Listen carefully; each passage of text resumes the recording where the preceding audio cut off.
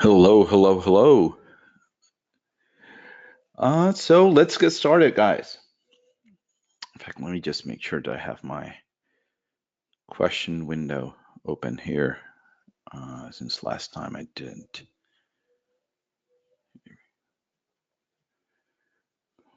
So,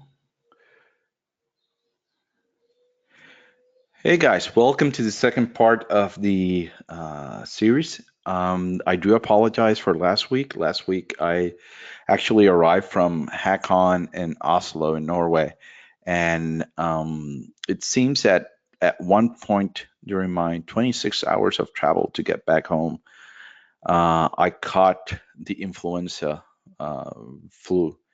So I was sadly sick, and then I passed along that over to all three of my kids and my wife, and then it got all complicated with bronchitis, and I was coughing blood and a bunch of other stuff, which actually prevented me from presenting last week. But thankfully, I'm quite a bit better this week.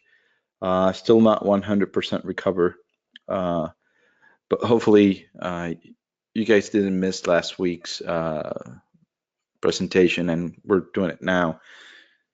So let's get started. For those of you that don't know me, my name is Carlos Perez. I'm the TrustedSec research practice lead. Um, I've been active in this community for many years, especially on the area of post-exploitation. And if you've used Metasploit or DNS Recon, or you've been active in this community, more than likely you've at some point or another you've touched a piece of code. I've been quite prolific at sharing as many tools as I can, techniques, to the community itself. I've been very active in different conferences and all. Um, as always, just to continue with the practice of giving, that's why we're doing this series right now. As I mentioned, this is the third one we have covered so far. The where and who, we covered identifying controls. So when we get into a system, what are the controls on the system, and how do they affect our tempo and our tool set? We covered profiling the system, like, hey, what is the purpose of this system? Who uses this system? We cover persistent a bit on, should we persist on this host, yes or no? Does it make sense for us to persist here, and how to choose a proper host and proper technique for persistence? Then we covered pilfering, which is finding that data that we want uh, to exploit and leverage on our target system. And today I'm going to be covering a bit about network enumeration. So on the next one, the last one, we're going to be covering credential harvesting and lateral movement. I think those two go hand in hand together. So let's get started with network enumeration itself. So network enumeration is kind of like, well, it's the act of actually identifying multiple systems that we can access or are present in a customer network. And I mentioned the and or present because sometimes we may find via our techniques host that we cannot touch. There are ACLs, firewalls, layer 3 restrictions, even layer 2 restrictions that won't allow us to connect to the host. But we probably will know that the host exists. Um, and we're going to be covering two main ways for us to do enumeration. One of them is passive. Passive for me is when we actually look at network traffic. So we just simply enable promiscuous mode or on the interface. So you just simply set the interface to show all traffic that is reaching it. And we look at that traffic and try to identify hosts on the target network. Typically, we do this a lot when we are using tap devices on a customer engagement. We just simply enabled promiscuous mode on the interface on the tap device, and we simply listen. We can get quite a bit of information about a network that way. You'd be surprised how shoddy switches, routers, and all kinds of other devices are inside of a network. In addition to that, we looked at information on the host. One of the things that when we were looking at the pilfering section and we're profiling the host, we look at the DNS cache, we look at the netstat table. We look at all kinds of informations of like MRUs, most recently used connections on the system, and all of this actually serves as also network enumeration. We're able to kind of see like, hey, this machine talked with this host, this host, this host in the network. So now all of a sudden now we know of hosts in the network without having to send an actual packet or do any kind of noise in the network that may get us caught. And then the second one is active measures for enumerating the network. This is where we are actually initiating some type of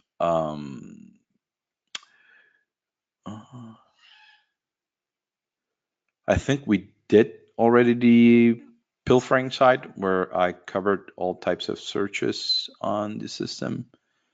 I think that was the second video. Yeah, I got a question.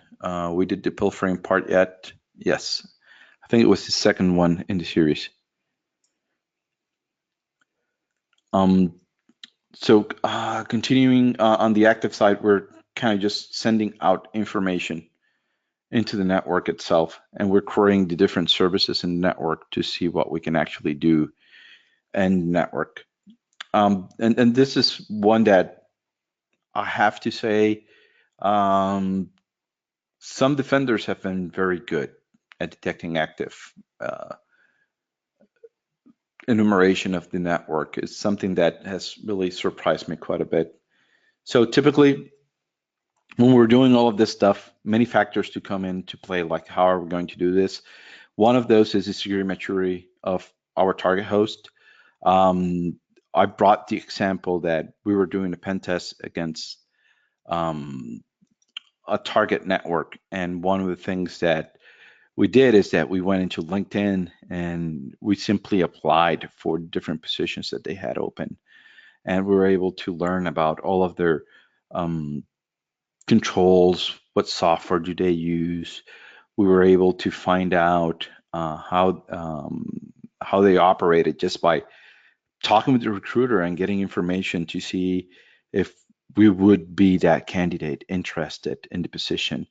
In addition to that, one of the things that we even did recently was that we were going after this company that decided to participate in multiple security conferences, and they did show how they actually track attackers on their network, how they would actually compartmentalize all of their different network segments to be able to funnel an attacker through a series of controls that they're able to monitor. And we found all of that information super useful. So that is part of that profiling of your target. Where can we find the first videos of the series? All of the MP4s should be available with your registration. They should be in. I'll tweet a link afterward, and I'll make sure that we send an email with the link to the page where all of the videos are for those that haven't seen it yet. So yeah, just looking at OSINT, like, have they presented at a conference? What is available on LinkedIn, forums? Even when you go in and you look just at their webpage, what type of positions are they or partnerships they have? I've actually been to in engagements where the customer actually just says, hey, we have this agreement with Cisco. And you go to the Cisco page and Cisco says, oh, they're using our Cisco ASA products and they're using our NAC and they're using this. And this is just such a great customer. And here's our case study for them. And you can actually gain quite a bit of information. So it's not only just you doing scans and trying to identify stuff on the network.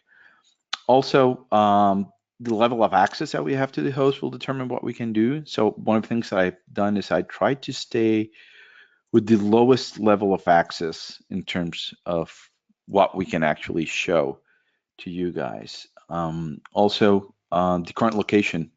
One thing that may happen is, as we were discussing on the persistent sides, we were looking at the different event IDs to check if a machine was actually, when did they suspend, when did they unsuspend, and all of that kind of stuff. You would see a pattern of life that would come out of that machine and network, and you would actually see if the user is a mobile user or not, if he took that machine home.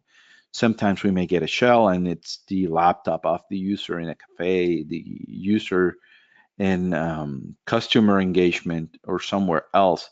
So we may be limited if it is a mobile user, where is he actually performing his daily task at that moment where we want to do the enumeration. So we have to be careful and be able to identify those patterns of life uh, that may affect our capabilities when we're doing network enumeration.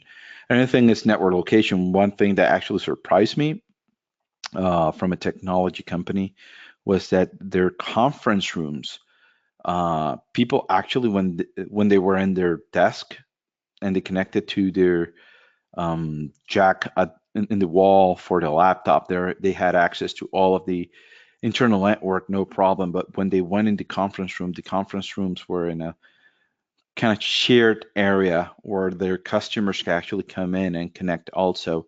So they had to actually VPN in, and if the person didn't VPN in, the our beacon via HTTP was able to reach us, but we were kind of limited in a very sandbox environment of what we could actually do. So network location actually comes into play in terms of what we can actually do in that environment. So that's another thing for us that we do need to take into account. So what are the pros and cons? When we're doing passive, I think one of the um, things I like is the amount of information that we can get on other networking devices that probably we would miss.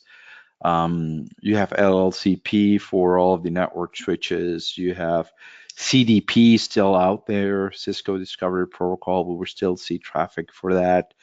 I remember one environment actually had their Cisco routers misconfigured, and we were looking at HSRP traffic. So you can just sit there, listen, and look at a lot of information.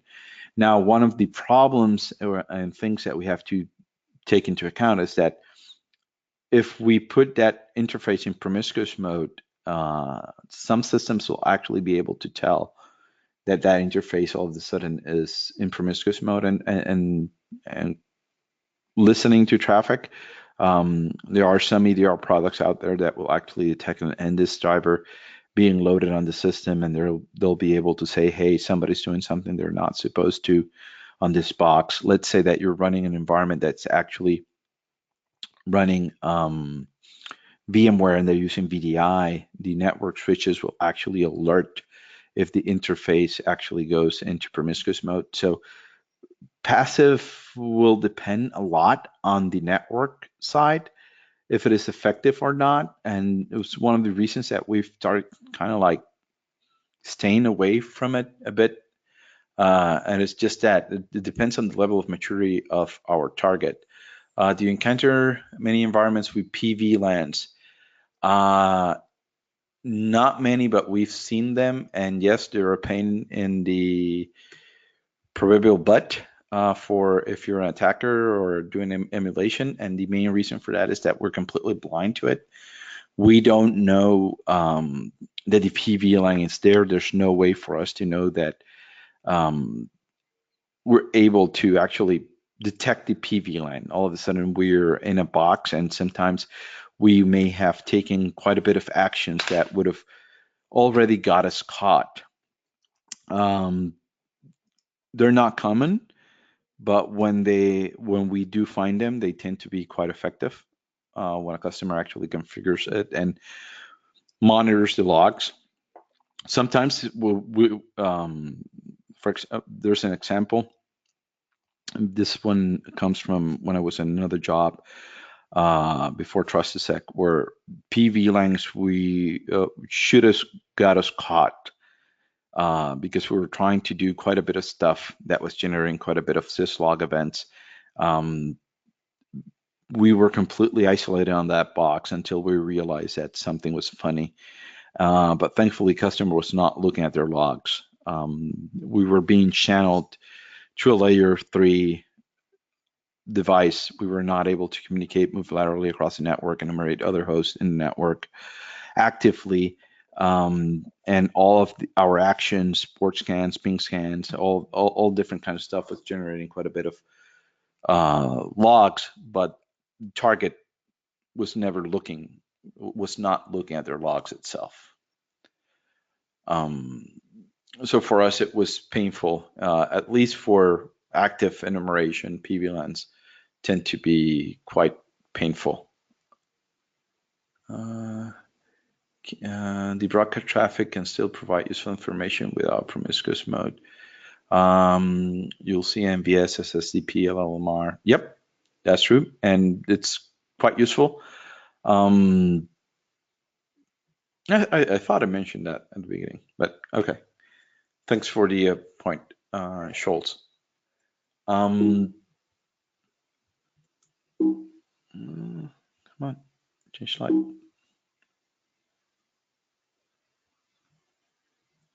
There we go. Now, volatile information memory. One of the things that I like is that it shows the actual interactions of the system and its users.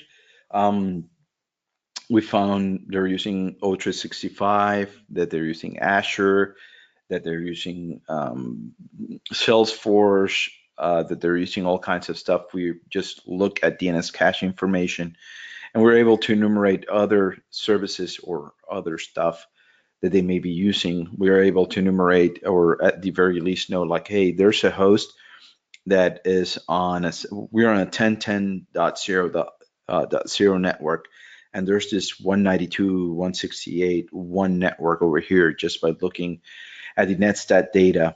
And we're able to identify sometimes even subnets are not adjacent to one another.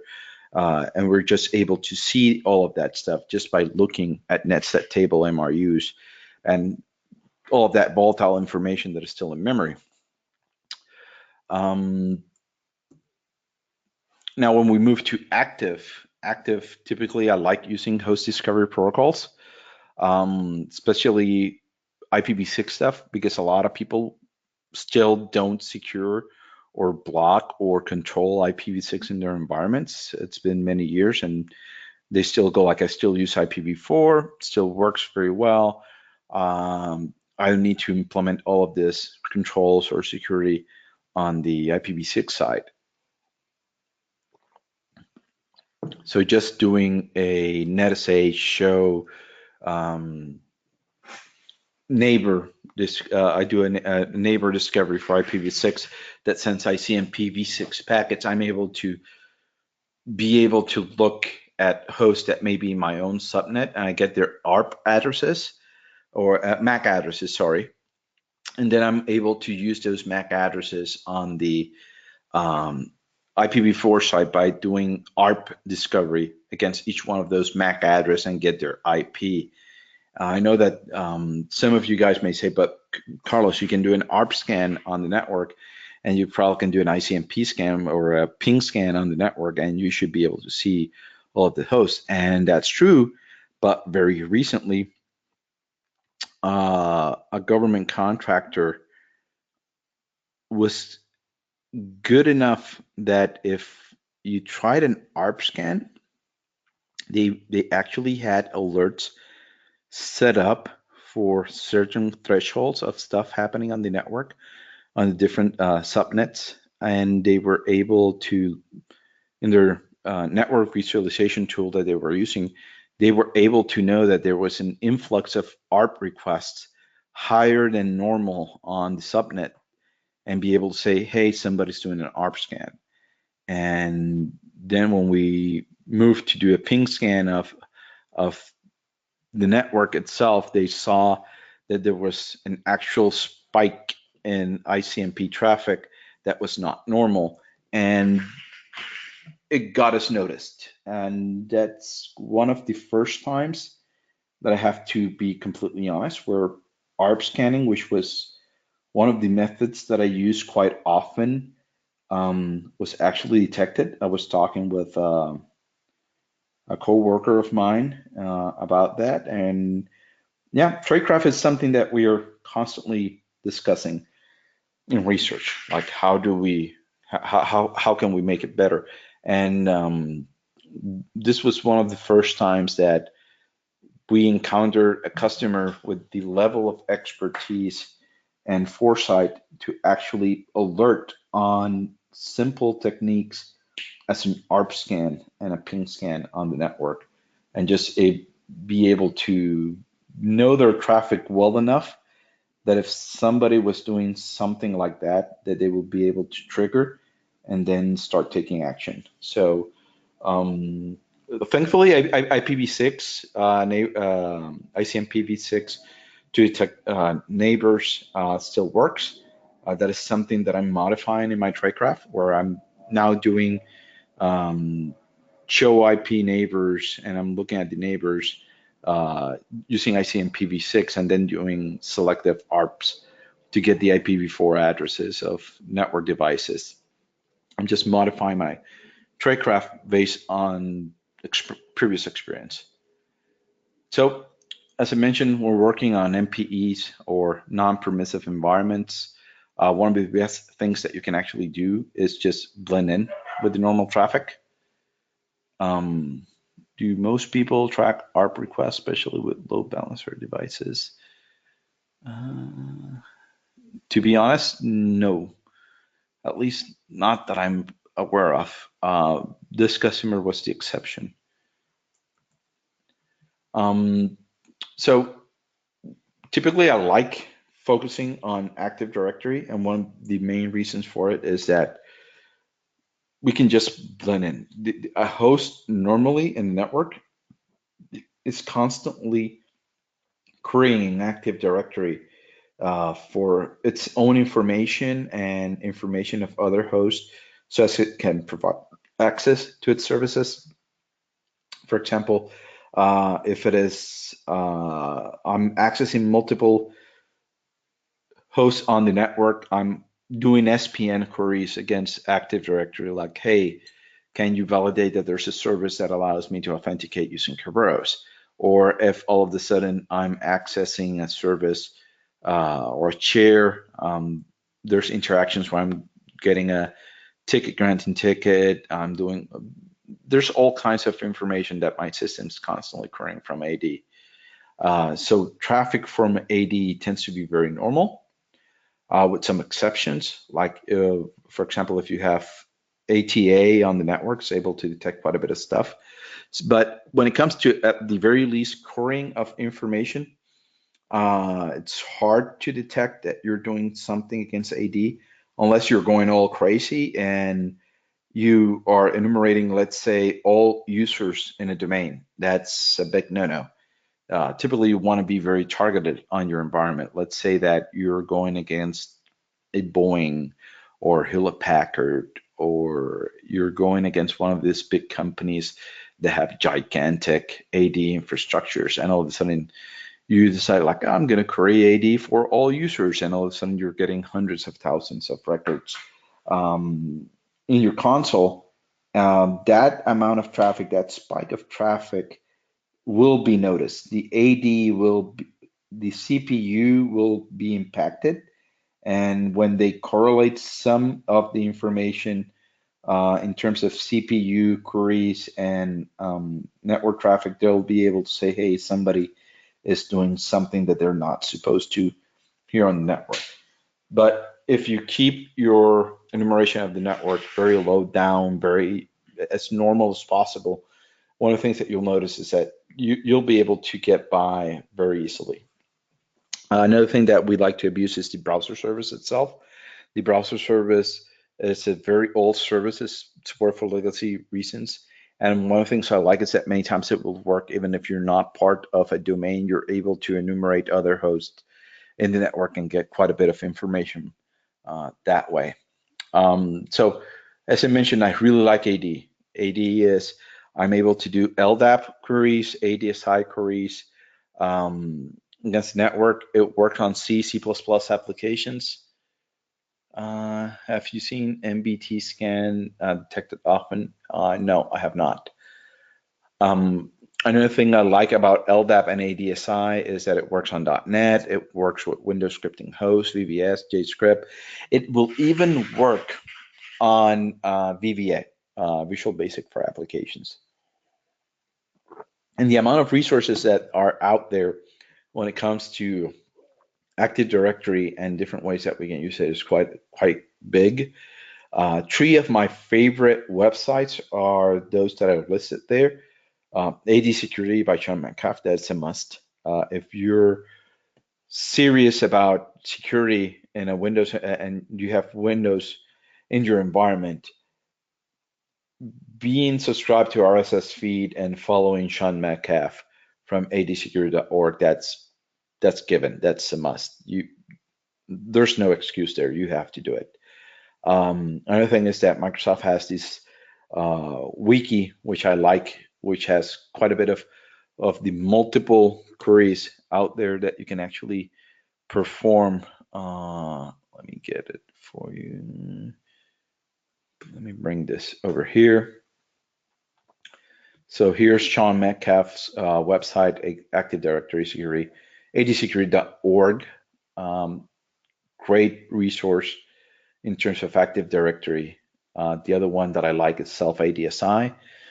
Provides great tutorials on how to use ADSI. I'm constantly going back here just to remember how to do different filters for searches and understand how they work, especially the operators when you're working with different operators on your queries. If you've been doing C# and you've been doing BB script and Python and all that kind of stuff, you're accustomed to the normal way of doing logical operations, and when it comes to ADSI, it's completely different. The and, the or, they behave different. The way you group stuff is different. The way that you check for absence is different from any other language out there. So I'm constantly kind of going back here and trying to refresh my mind as I'm working with AD stuff. How do you go abusing domain trust during AD assessments? Typically, it is via enumeration. We find accounts that are permitted across the trust and are trusted across it, and we're able to pull information from one side to the other.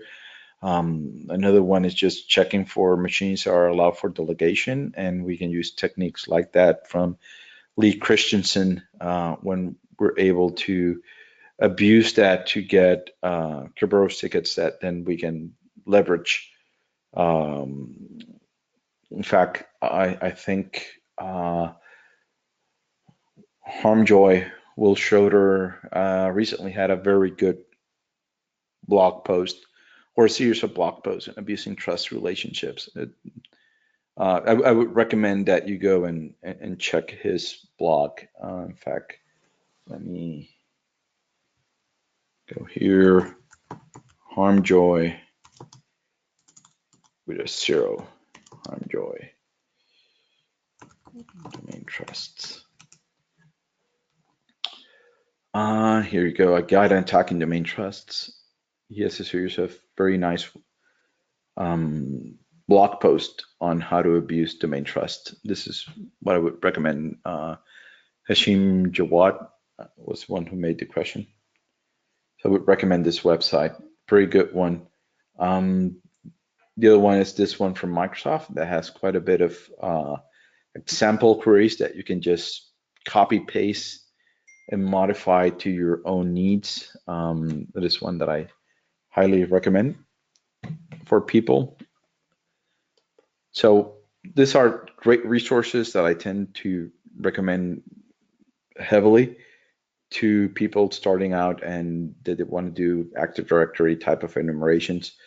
And that's why I like Active Directory, because it is there. Most organizations out there are using it in some way or another. I think the only place that I've actually seen that doesn't use AD in their environment, and it's a Windows environment, is the Office 365 people.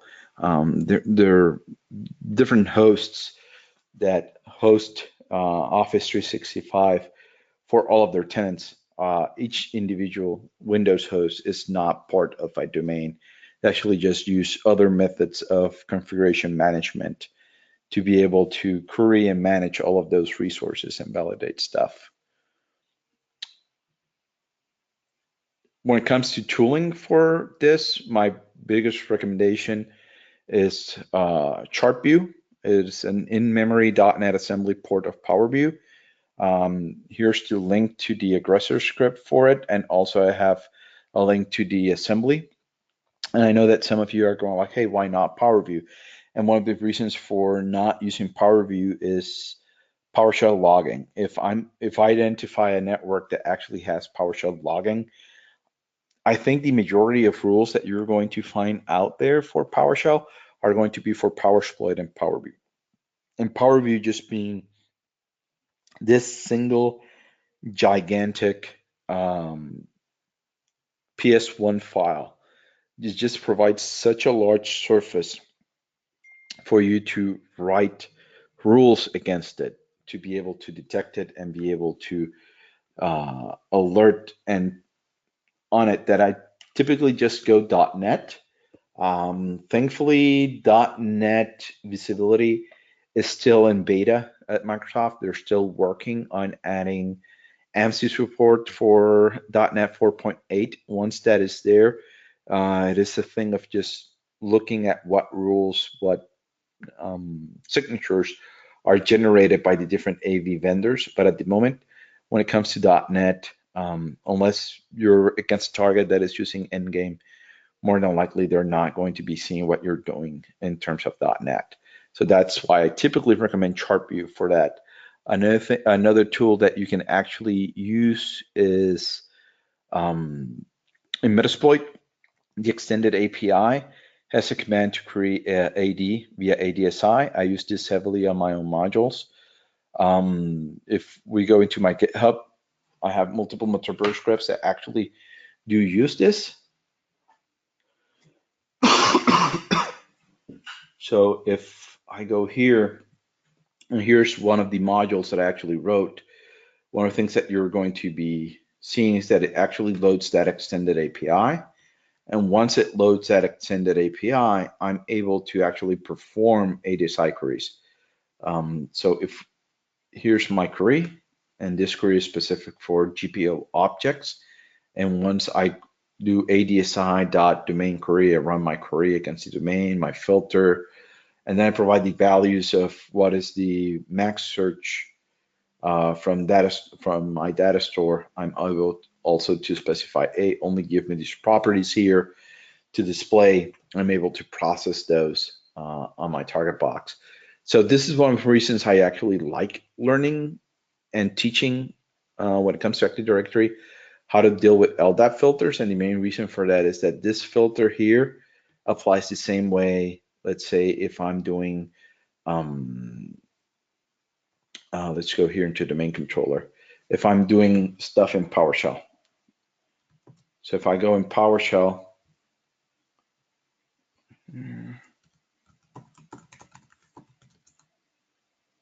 here's again a filter that I'm using for my query. So if I have my own little collection of filters that I typically use, this collection of filters, I can use them in PowerShell, ADSI, BB script, and almost all of the scaffolding code around it for performing the queries is almost the same. So I can actually take advantage of this when it comes to Active Directory. So this allows you to kind of use whatever platform you want. Another thing that I like is I like keeping, and this is what I'm going to be showing examples here. I'm going to show you enumeration techniques that typically MSATA will not detect. MSATA has been very good when you're doing kerberoasting, when you're doing, not kerberoasting, but golden ticket, silver ticket. You go after the domain admins group to do enumeration. If you're using Bloodhound in the environment, and it is a target that has a very high maturity security level, and they're using ATA, they're going to be able to see it. And also Microsoft pricing it so low. I think it's like $100 only. It tends to be very accessible to most customers. And those places that we've seen it, we just simply try to work around it and try to modify most of our TTPs around it not detecting it. Yes, slides will be released as PDF to everybody that signed up. In fact, at the end, I'll just save this as a PDF and I'll add it to the handouts.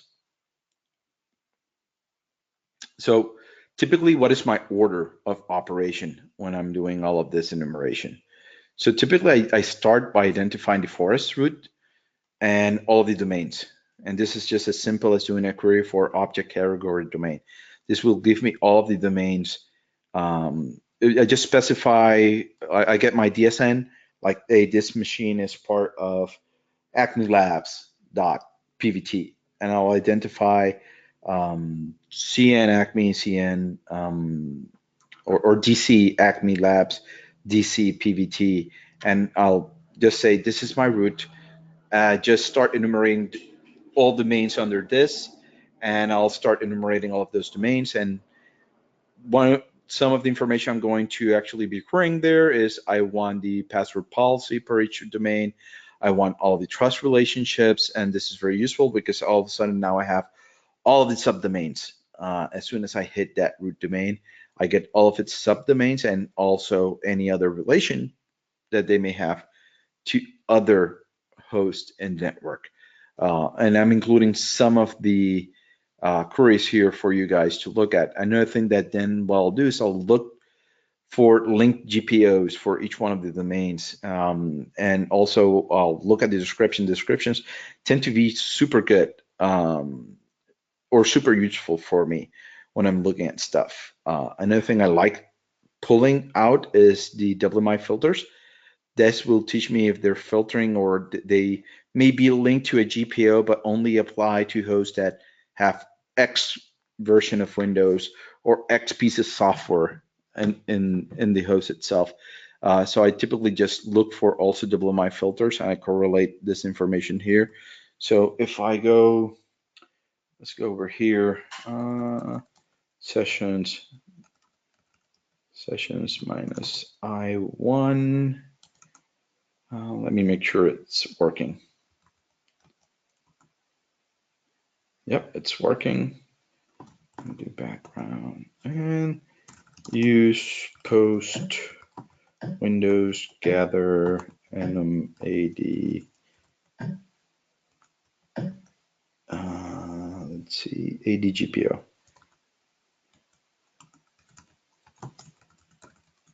Set session to 1. And let's look at the module itself. Let's do edit. So what this module is actually going to be doing is this module will perform a site query and enumerate all group policy objects in the domain the host is a member of.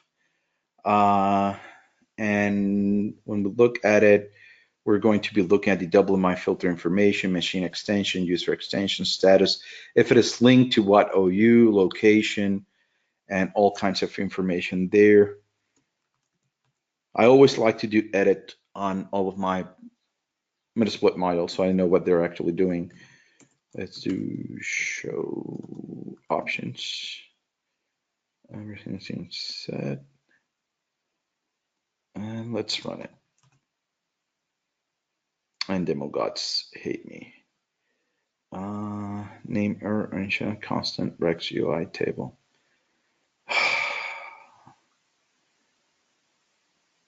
Yeah, demo gods hate me, but thankfully I opened the domain controller so we don't lose too much time. Let's take a look here at the group policy objects. I'll fix the module later and update it. So as I'm looking at each one of these GPOs, one of the things I'm going to notice is, for example, disable office macros. So this already gives me an idea. I can check where this GPO is actually connected to. So here we have one, sales has one, called disable window scripting host, operations, disable window scripting host. IT has one called IT tools defender exclusion. So they have an exclusion set up for hiding tools, or not hiding, but just not having the AV actually scan those. So this is going to be useful for you. So as you can see, just going after the GPOs, I'm able to get quite a bit of information. Then typically what I like doing is I like identifying all of the sites in a domain, especially their IP subnets. This way I already know what are the subnets that they're using without having to send one single packet out there. Then identify the organizational units per each one of the different domains. And the main reason that I do this is, as we were looking here at the example,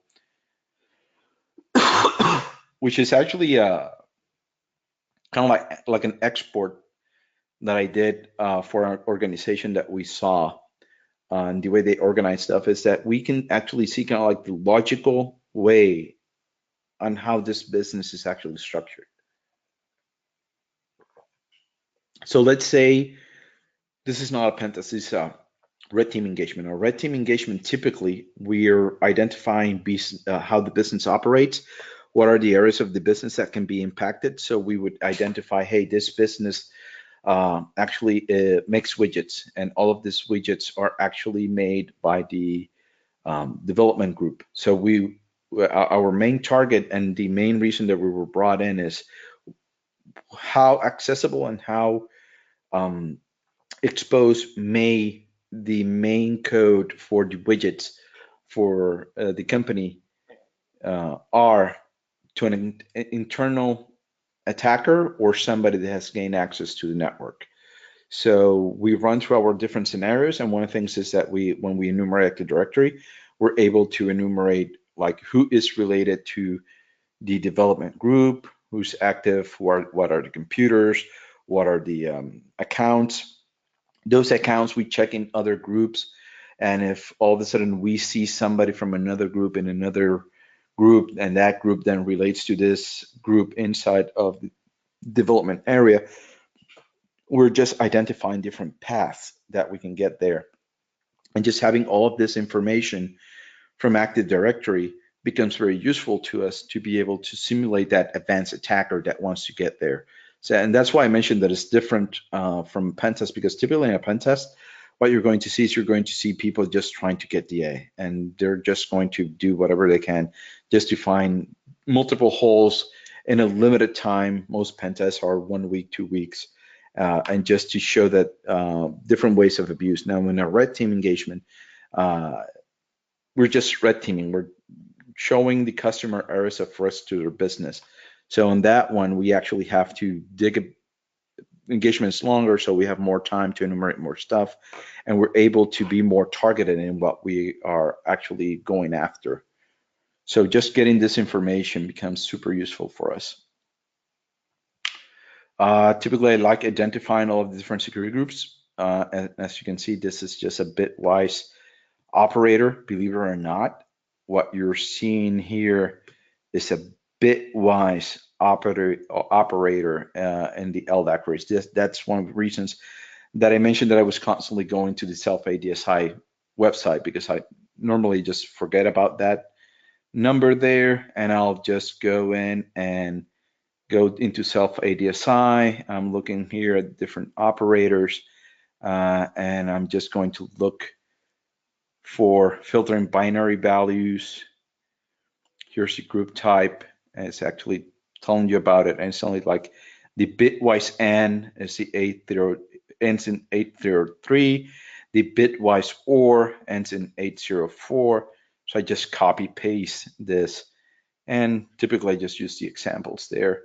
But as I mentioned, it's not something that you will typically remember, and something that you will always constantly be referencing from the website to be able to operate and work in it. Then I go as I mentioned, sites, OUs, security groups.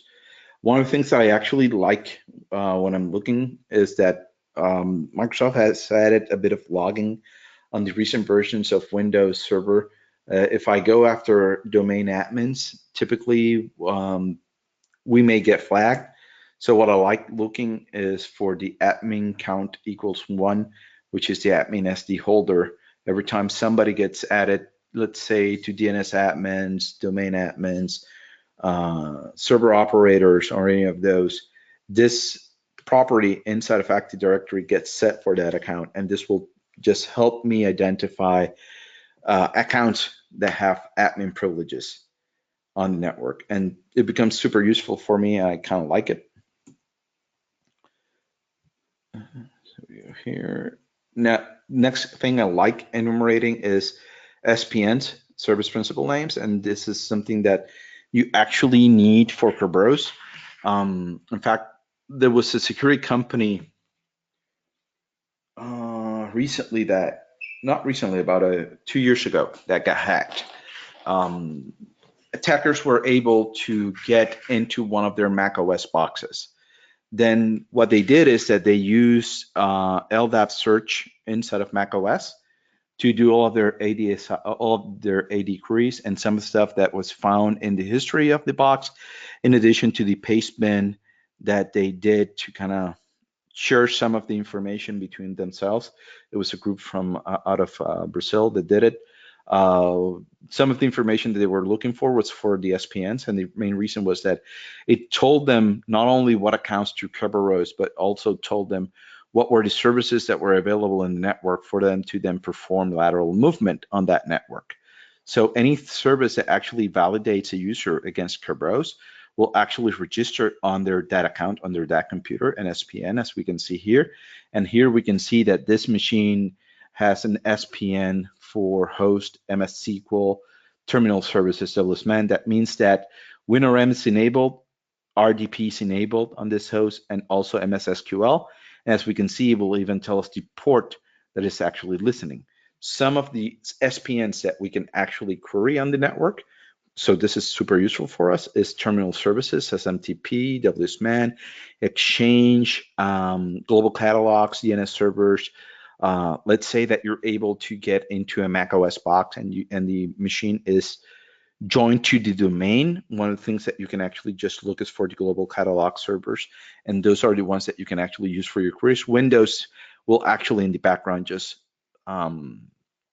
look for this.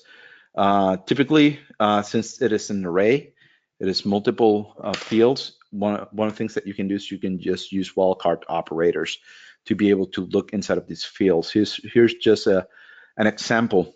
And actually, one of the things that I like about just doing queries here, I have an example where I'm just looking for computers on the network, and this is just a dump that I did from an existing customer that I grabbed some of the values from the properties so I can mimic in a lab. One of the things is that macOS will actually register with the AD, and you're able to find macOS machines on AD. It will also work not only on the versions of Windows, but also with Linux hosts. We're able to find those in the network, and it will give us additional information on stuff to target. In fact, macOS servers or macOS boxes on your machine that you have enabled remote desktop and have enabled SSH for any type of management, they'll register an SPN with Active Directory, where that information is also going to be available for you. So you'll be able to find all of the SSH hosts that have SSH enabled on the network, even Linux servers that have had SSH integrated into Kerberos for a single sign-on with Active Directory. You'll be able to find those. And also with the remote desktop, you'll find via the VNC SPN, you'll find the remote desktop availability for Mac OS, which is also very useful. So just don't think that everything's only Windows on a target host. We can get quite a bit of information about other types of hosts in the network. One thing that you'll find that SPN is used the most is for kerberoasting. This is kind of like the bonjour, or that thing that everybody wants to do is kerberoasting. And one of the things that we have been seeing is that customers are actually just putting fake information or just setting honey traps to try to see if somebody's doing kerberoasting in their network. So typically when we identify an account and we check if the account has an SPN set to it, some recommendations that I try to give to people is pull, in addition to the account name, pull the last password change. This will tell us if it is a valid account or not. It will tell us how long we have before that account may be reset. The last thing you want to do is do a kerberoast, get an account, you break it, you're able to decrypt it, and then sadly it was just at that point where in the 30 days where that account was changed. We have seen environments where they change often the account every 30 days, every 40 days. So at the very least, check if there's somebody changing it. It's rare, but it happens. Another thing that you want to check is last logon count, and also if it's restricted to a specific workstation where it can work. And the logon count is an important one because typically when I see a logon count of 0 or 1, and to me just raises a bunch of red flags, because typically when you're doing kerberoasting, you're looking for service accounts. So these are accounts that are constantly being logged on into by different services. At the very least, every patch Tuesday, or every time that host gets rebooted or the service gets rebooted, we're going to see a logon count number. So if I see a logon count number of 0 or 1, I get very, very suspicious that that account is actually just a canary account that somebody has set up for me to trip over an alert that we're trying to do kerberoasting against it. As I mentioned, check for permit when you're enumerating GPOs. One of the things, if possible, it requires quite a bit of extra code. SharpView allows you to do this. Is to actually check permissions for OUs and GPOs. This becomes very useful when you want to persist or also do lateral movement on the network. Also, find computers trusted for delegation. They're just typically when I see a host set up for delegation, more than likely it is a jump host. It is a host that have been set for people to go in and then jump into another host, and they don't want to go through the process of re-entering their credentials. So we're going to find quite a bit of credentials just saved there in memory.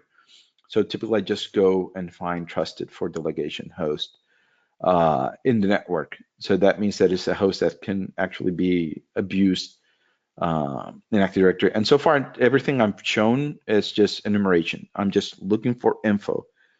If you're using Cobalt Strike, one of the commands that you can actually use is netview. Netview will actually allow you to perform browser commands, net browser commands that actually allow you to enumerate. Give me all of the computers that are in the domain, the domain DC list, give me all of the trusts, the groups, the local groups, sessions, and it's actually just using a very old protocol.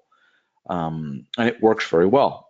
Most people actually ignore this protocol. On some of the more modern versions of Windows 10 and 2019, one of the things that you're going to see is that enumerating local groups is not going to work against other computers. Microsoft disabled that on some of the latest versions of Windows. When it comes to Meterpreter, and you're doing active stuff, some of the other stuff that you can actually use is, as I mentioned, you can use the ARP scanner. I wrote that one.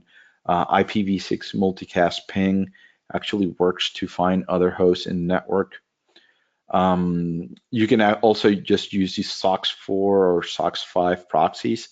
So you can proxy your own tools. Typically what you would do is use Accelerator Server or SOCKS 4A or 5 proxy, and you tell it, hey, this is where you're going to bind, this is your port. And once I run that, I'm able to just use something like Proxify and just tell it, hey, this is my SOCKS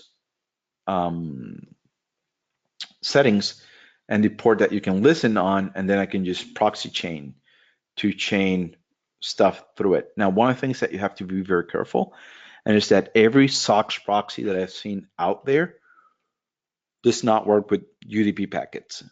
You keep that in mind. I've even though it is defined in the RFC, not even proxy chains support UDP packets. Not even Windows SOX proxy settings support UDP packets. So far, I haven't seen anybody or any proxy actually support UDP packets actively out there. If you know of one, do let me know.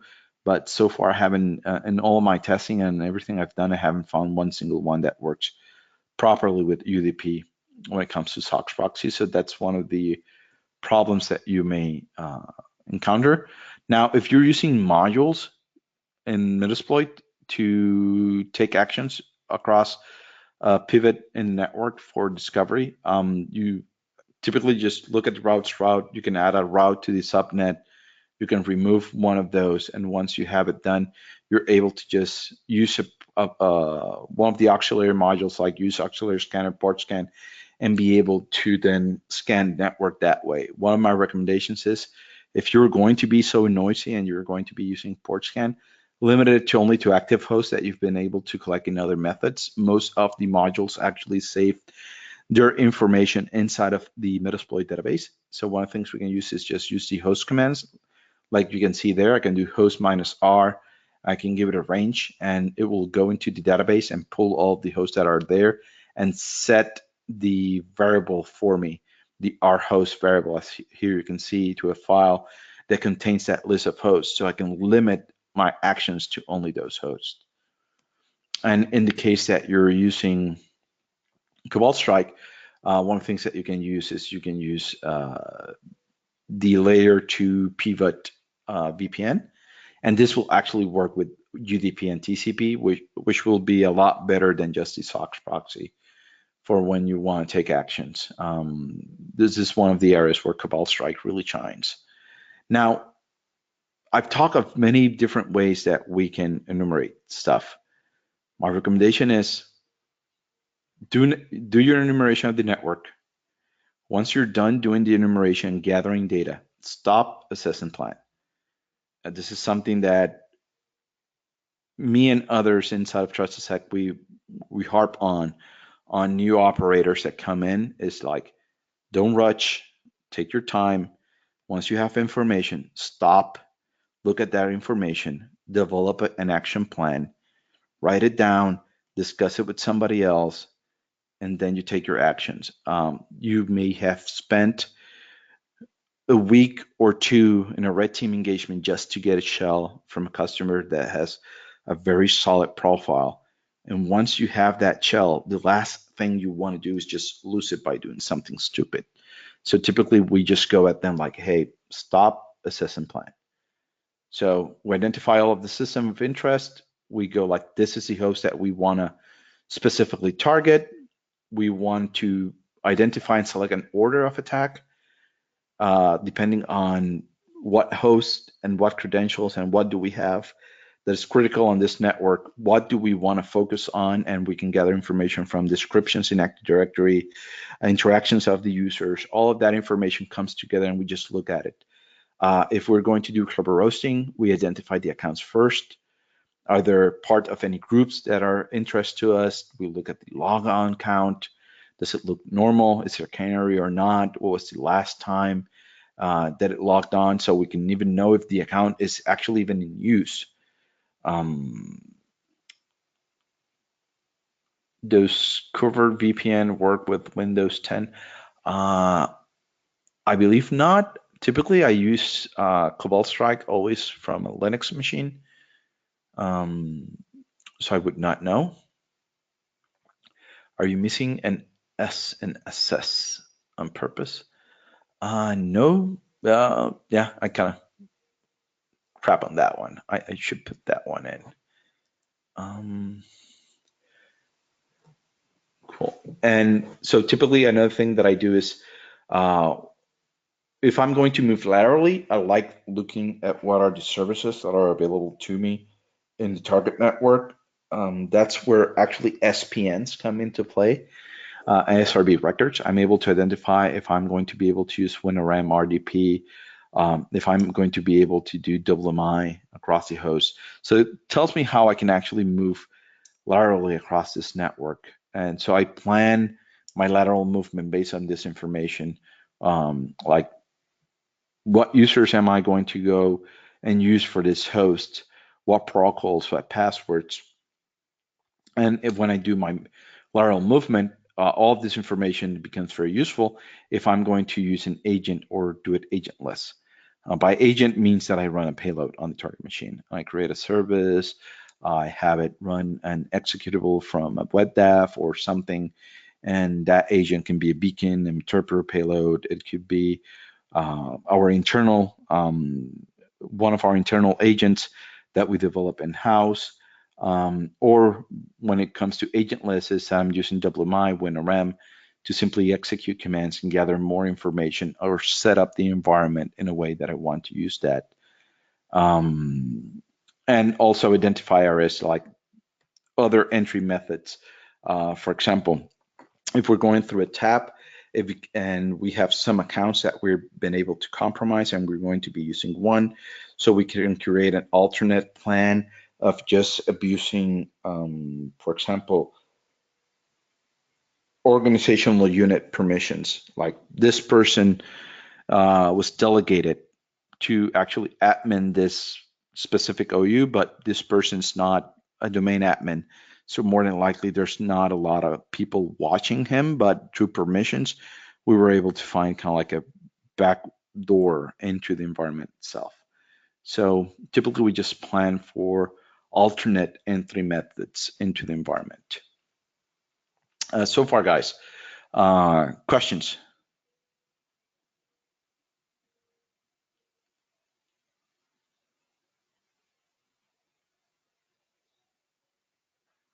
Okay, if not, how do I hack Facebook?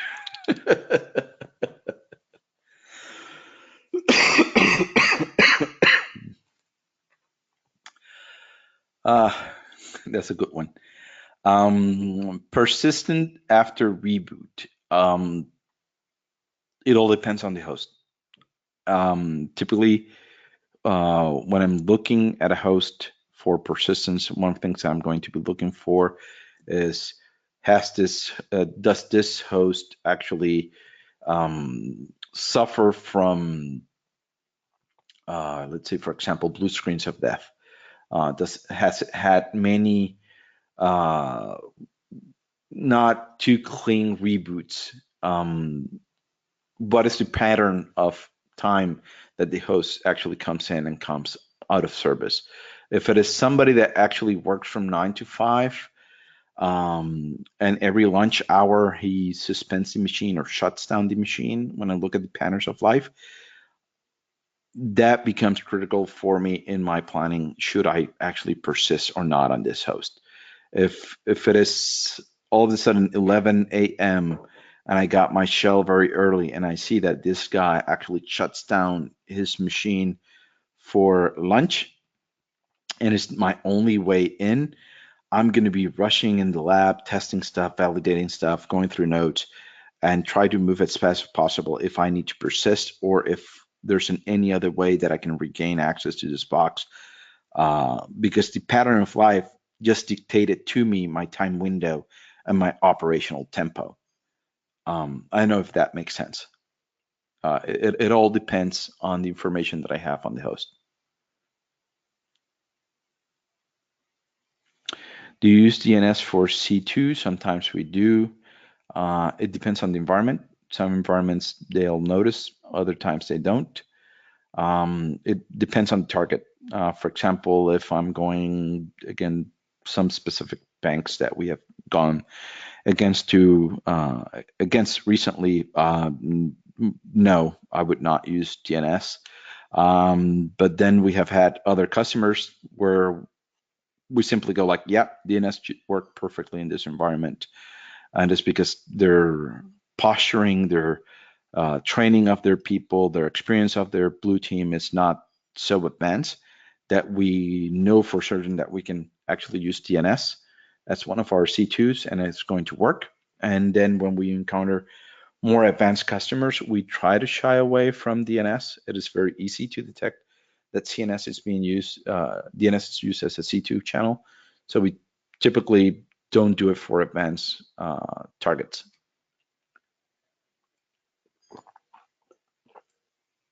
How do I remain stealth during lateral movement, even when EDR devices and detection rules are in place? There's not one single solution for that. It just takes planning. It takes like if I profile the host and I see that the controls in place are going to catch my tool set, I may be forced to develop new tool set that will bypass that EDR. It's not an easy answer. It's just gather as much information, test in the lab, validate what I'm going to do, and then execute when it comes to persistence and staying as stealthy as possible. Let's say, is there any checks for canary services that shouldn't be accessed or touched? So far, let's say for services, for processes, normally I use, for process, I'll check if the process is suspended, yes or not. I'll use WMI for that. When it comes to services, I correlate with other information. For example, you may be able to see a fake service, but when you look at install applications, you're not going to see an install application for that service from the registry. Same thing for a process. You may see the service, but no process, no installed app. Or you may see a process, but no installed app or no service. So typically I like to correlate data between multiple sources and not just go by if a driver is present in a folder. I like checking process, service, install applications are the three things in addition to a driver that I like to correlate to know if something is fishy or not in an environment. Let's look at the other question. I'm going to be attending the regional CCDCs and was wondering if you have another way to backdoor XCs, TCP/PU, BG Info, Procmon with interpreter payloads other than MSM Venom. No, for interpreter, I don't. Sorry about that. We do have our own internal tool that we're still under development that we're using for our own agent, but is for our own agent.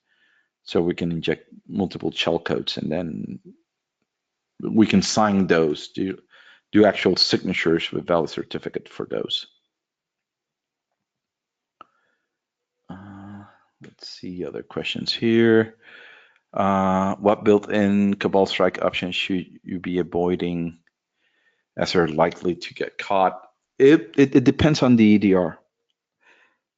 My recommendation is be uncommon and uncommon. That means that download the resource kit, grab one of the profiles for communication as an example, modify that. Never use any out of the box. Never use Cobalt, the beacon just straight out of the box. Just modify and use what Rafi gives you in the resource kit, not only for traffic, but also for memory.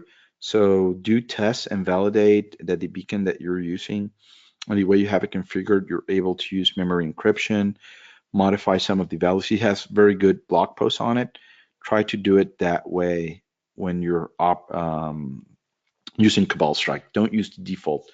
It's the best recommendation I can.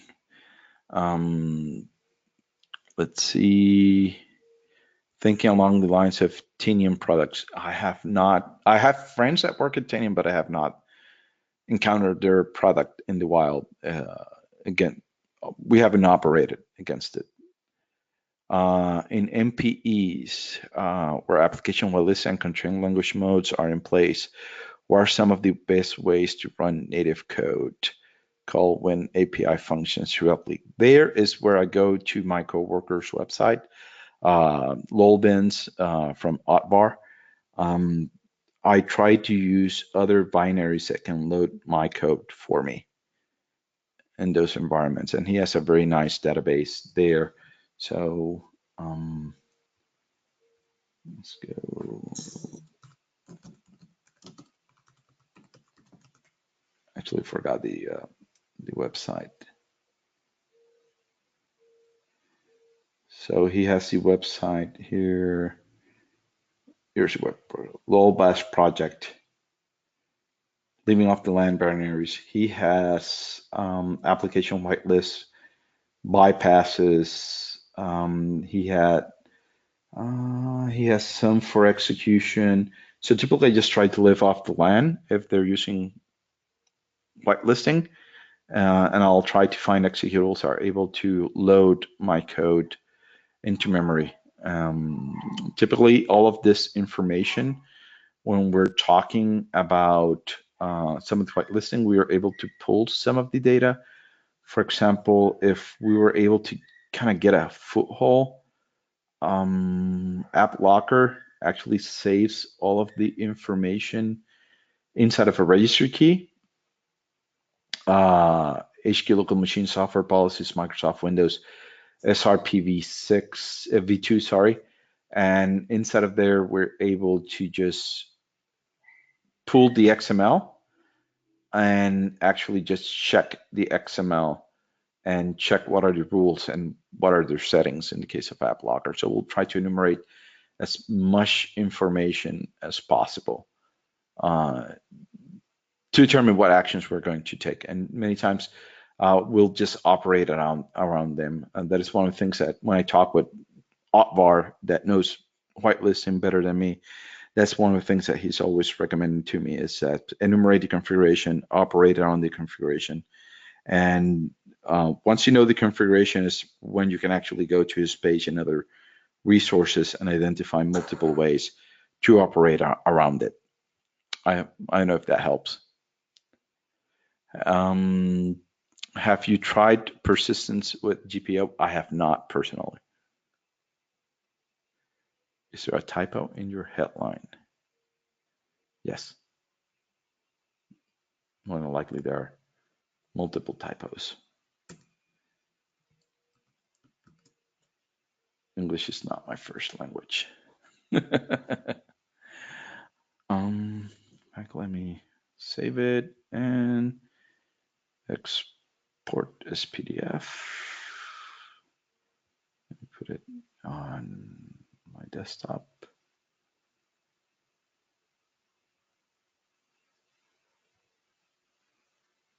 And I'll make this available for you guys in the handouts later on the page. You'll guys get an email with the slides and everything, but I just exported them to PDF for you guys. Any other question, guys? What if all known bypasses are being blocked? Well, if all that I know are blocked, then I'm SOL.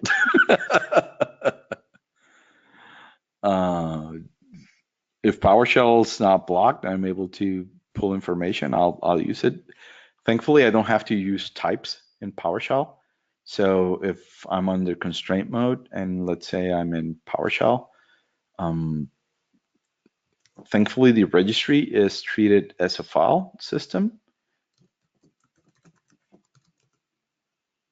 I can just go in here and do cd hkey local machine : / then I can just do ls and I can just work with the file with the registry as a file system if I have to.